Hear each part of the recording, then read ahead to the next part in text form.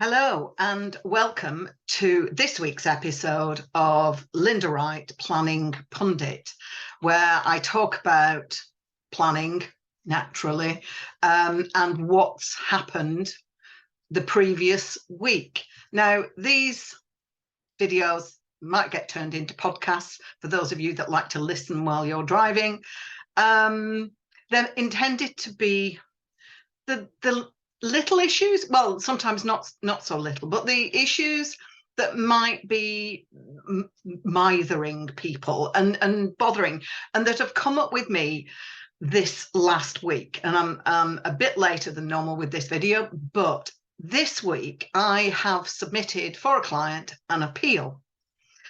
Now, a lot of people come to me with appeals. Some are very few, quite honestly, are the ones that are clients of mine and we have received a refusal. A lot of other people come to me with refusals that they've received from other clients, agents, architects, planning consultants, what have you, and they want me to represent them in the appeal. It's a difficult position to find yourself in because you're having to look at other people's work, but nonetheless, I do some of these, but this one was one that the council had refused. It was one of my applications, and I don't take kindly to refusals. So it's gone into appeal. Now, I've had, again, a lot of people surprise me by asking questions. Now, I want to say, first of all, there is no such thing as a daft question. It just doesn't exist. Every question, if you don't know the answer, then you ask it, because otherwise that's the only way that you're going to find out and you're going to learn these things. So, however, a lot of people think that when you submit an appeal, and this presupposes that you've had a refusal, that appeal goes back into the local council that it's come from. And that's not the case. It goes to the Independent Planning Inspectorate. Now, the central office is based in Bristol, but their inspectors are based all over the country and tend to, don't we all, work a lot from home nowadays. So that is the first premise of an appeal. If you want to appeal a decision, because obviously you've got a refusal, then it goes to an independent. It doesn't go back into the same council to administer themselves. So that's the first thing to say.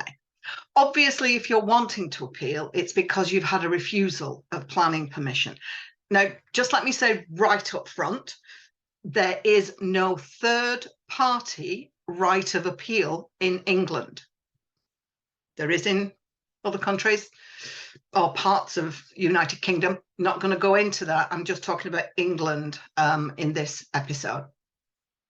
And it is just that you cannot, if you have been, for example, an objector to a proposal and the council have gone ahead and approved it, and you want to appeal that approval, there is no third party right of appeal. You can't do it.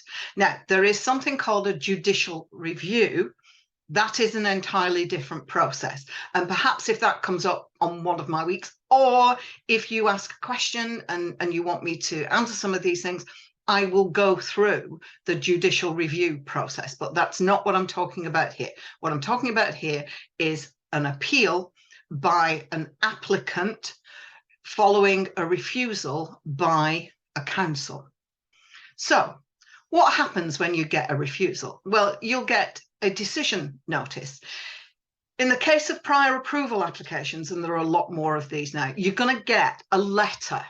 It's not quite a decision notice, but it's a letter deciding either to grant prior approval or not. So let's, for the purposes of this example, say you've got a decision letter. The decision letter has to, the planners in local authorities don't do these things on a whim. You know, they are held to account mainly. There have been a few strange decisions that I've seen that were like Swiss cheese, and you could, you know, ride a double-decker bus through the holes, but it's rare. So if a refusal is received, there have to be either one or several reasons for refusal. If you get several reasons for refusal, then you've got to address each one of them. Now, a lot of people come to me and go, oh, got a refusal, deal with it, appeal it. Well, yes, all right. You have to read the decision notice. You have to read the reasons why the council is wanting to refuse this, thinks it's unacceptable, and why you then are thinking, well, I'm going to appeal it. It's not that, well, I wanted an approval and they didn't give me one. You know, I mean, you can't, I don't mean to treat you like children, but you cannot do a 3-year-old temper tantrum and say, well, I wanted this and I didn't get it, so I'm going to throw a hissy and I'm going to go to the appeal procedure. It just doesn't work like that. You have to have a stated case why the planning inspectorate should review and overturn the council's decision. And that's what it's all about. It's about the inspectorate looking at why the council have refused this and saying, yes, we think the inspector thinks they were right, or no, the inspector thinks, no, actually, they didn't comply with their policies, or this is a reasonable proposal, and therefore it warrants an approval. So I'll deal with what happens after you get an appeal decision at the end of this. So you get a decision letter from the council.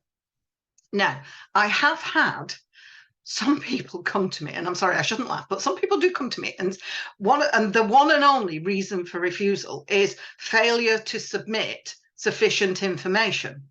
Well, you know, common sense tells you if you're not submitting sufficient information to the council to enable them to make a rational and reasoned decision on an application, then you're not.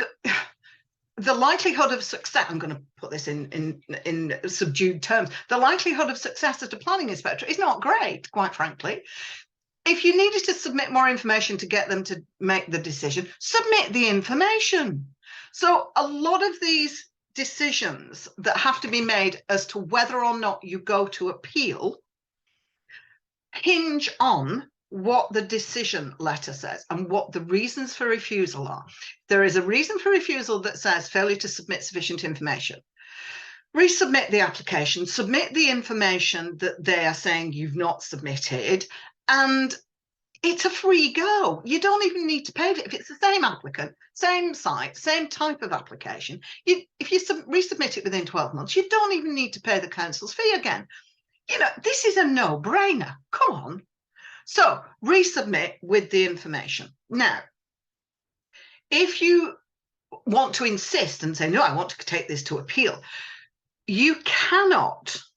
And if there are other reasons for refusal, such as failure to submit an ecologist report, a tree report, a noise report, also, you know, land contamination is a bit serious. But if you have failed to submit some information, you can't then go to the inspectorate and say, oh, well, the council didn't approve it because I failed to submit this. There you are, there's the report. No. It doesn't work like that. The planning inspectorate have to deal with the details of the application as submitted. Otherwise, come on, if you look at it logically, it's not fair. The council have taken a certain amount of documents, they've looked at it, they've reviewed it, they've assessed it, they've made a decision based on those documents. So if you are submitting an appeal, the appeal has to rely on those documents that you submitted with the application.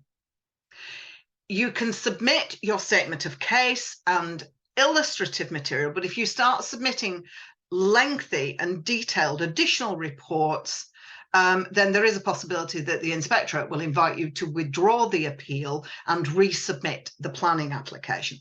And that's where I get to before we go to appeals, and I've explained it's an external process. Before you go to appeals, seriously reconsider or take the advice of your agent, planning consultant. Obviously, other planning consultants are available, and find out what the chances are of submitting this additional information and resubmitting to the council.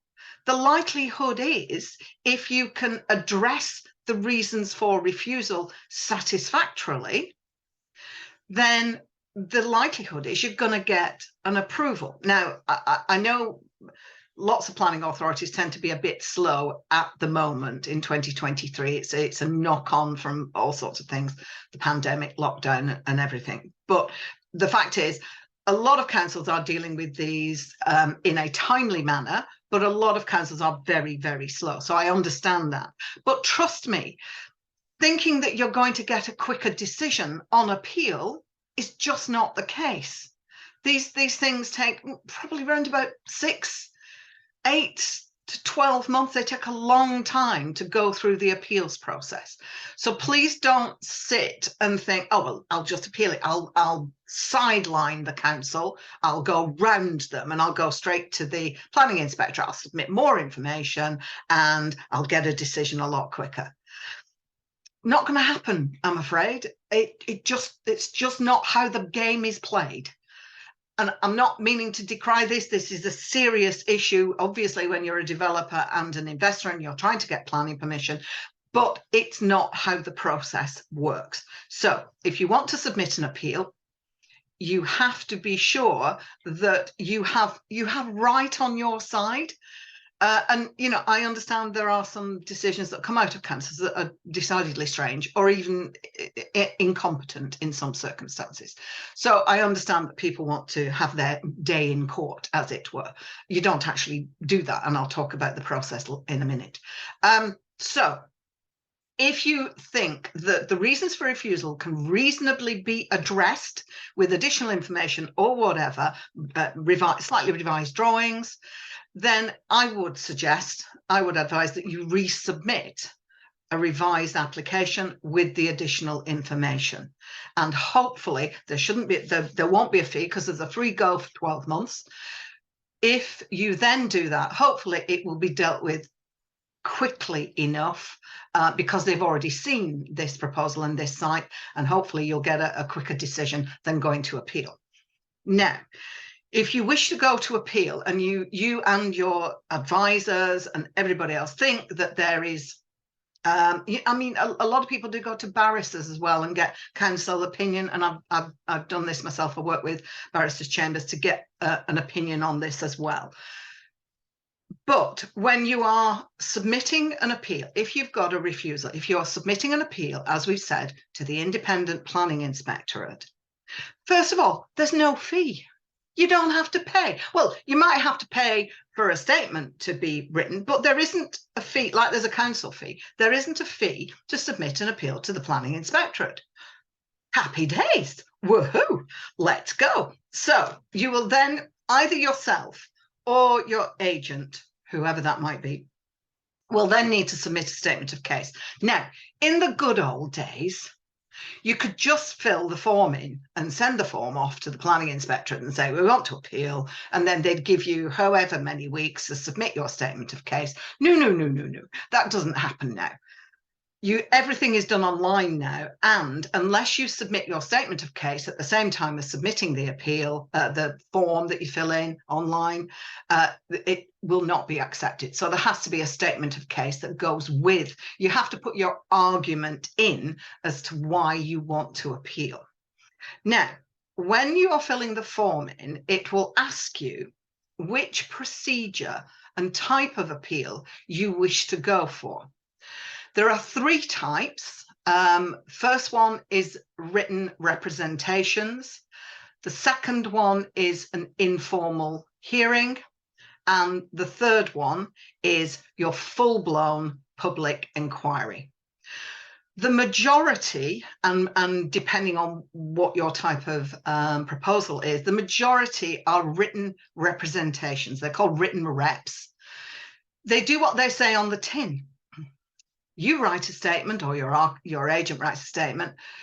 The council writes their statement. You get the opportunity to issue a rebuttal to whatever the council might have said. All of the written information goes to the inspector. He or she assesses it, will do a site inspection, either accompanied or unaccompanied. If the site is easily accessible and easily visible from a public highway or a public place, then the inspector is likely to do an unaccompanied visit, because it just means that they can do things more quickly and they can do more than one visit in one day. If there are objectors, then it is likely that objectors want to turn up. At that site visit, it is not for you to start presenting your case all over again. It needs to have been put down in the written evidence. That is your written reps application appeal. The second one is an informal hearing. Now, I've got a sort of a weird head, if you haven't guessed already, but I see these as sort of a dinner party where you all sort of sit around, and usually it's in a U shape, and the inspector will sit at the head of the table, the counsel and their representatives will sit on one side, you and your client or your solicitor, barrister, whoever you want to use, planner, will sit on the other side, and the inspector will direct questions and a debate going backwards and forwards.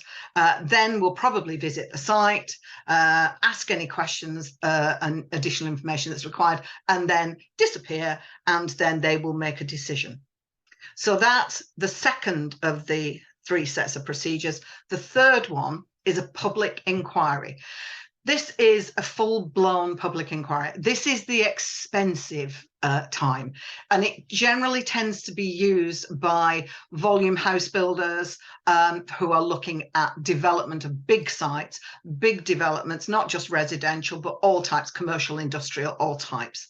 So it tends to be directed by a senior planning inspector, and it tends to use barristers because there is an element of cross-examination. So that is your public inquiry. It's a very, very small percentage of all overall appeals. So I wouldn't have thought that that would be something, unless you're doing a major project, that would be something that you would be looking at. So normally the written representation procedure is the thing to go for. So that is what happens. So you submit the written reps. You will then, once the administrative procedure in the planning inspectorate has been undertaken, again, usually in Bristol, they will then issue to you or your agent a letter, a start letter. It is then that the process, I mean, again, it does what it says on the tin. It starts the process. There's normally then a number of weeks in which the council need to respond. You also have to notify the council that you are appealing as well, and send them the appeal documents.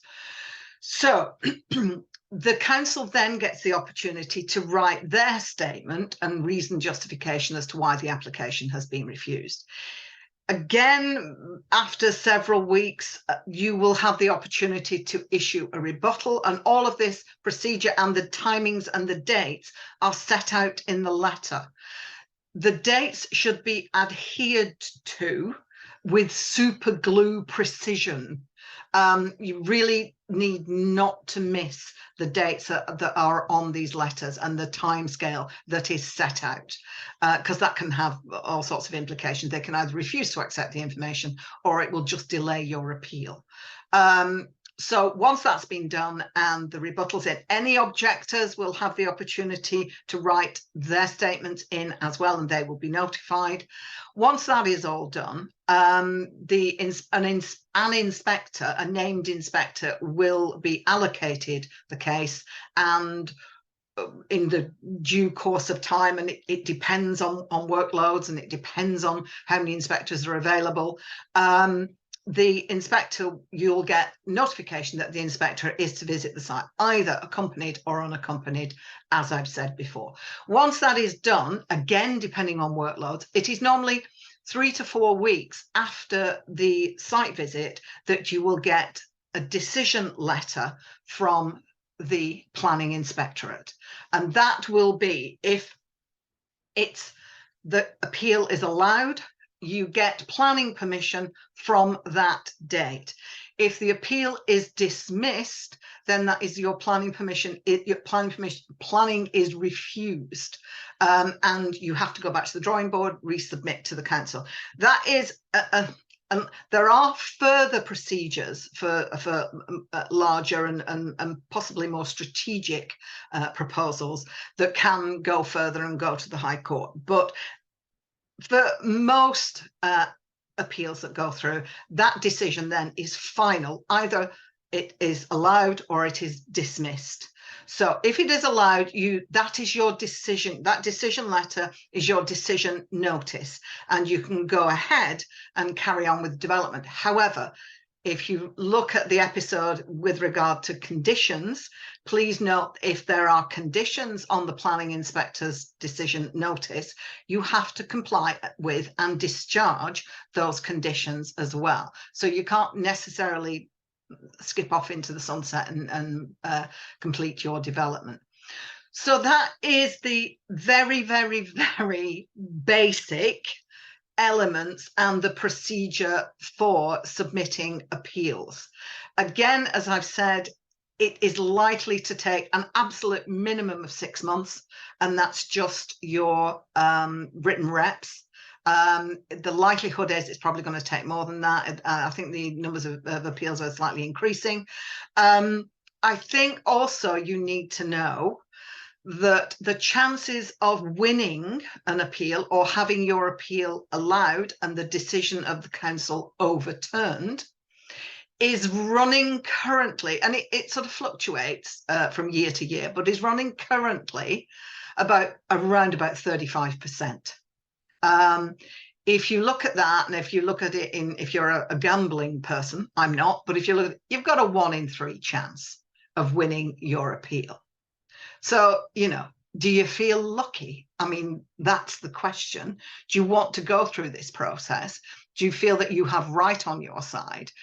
Would it be easier to revise slightly the proposal, submit more information and go back to the council? Or do you want to have your day with an independent person from the planning inspectorate looking at your case? As I said before, the planning inspectorate will be looking at the documents that were submitted with your application. Furthermore, the inspector will be bound by that local planning authority's planning policies. So if, as is usually the case, planning policies are quoted in reasons for refusal, the planning inspector is bound by, presuming they are well written and up to date, which is another matter, but the planning inspector will be bound by the planning policies of that local authority, and upon which they relied to determine your planning application and refuse it. So if it failed to comply quite substantially with planning policies, if the inspector sees that and agrees with that, then you are going to get your appeal dismissed. So that is appeals. They don't cost you anything other than for your agent to submit. There's no fee. They come in 3 different packages: written reps, informal hearing, public inquiry.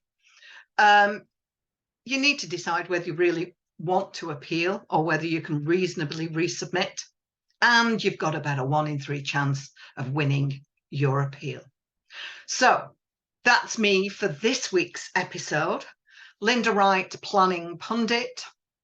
I hope you enjoyed this. If you did, you really need to get out more. No, I'm not going to say. If you did, and if you're interested in planning, then I hope this has been helpful. If you want to contact me, ask me any questions, suggest a topic for the next episode. There's always something comes up in my week, so I'm not short of topics. But if you have something specific that you want me to talk about, please let me know. I'm more than happy. If you want to give me a call, drop me an email, let me know, and we can have a chat about things. There used to be a charge for it. I'm not doing that anymore. It's just, I'm not going to give you full-blown planning advice, but we can have a 10-minute chat. So that's me, Linda Wright, Planning Pundit. If you liked this particular video, please like, share, subscribe. And if you've got any burning questions, planning questions, development, investment, not so much investment, I'm not really good on the financial things, but I've learned a bit over the years. So thank you very much for watching and listening to me talk about planning yet again. I hope to see you on the next one, and you have a lovely week. Thank you. See you again next time.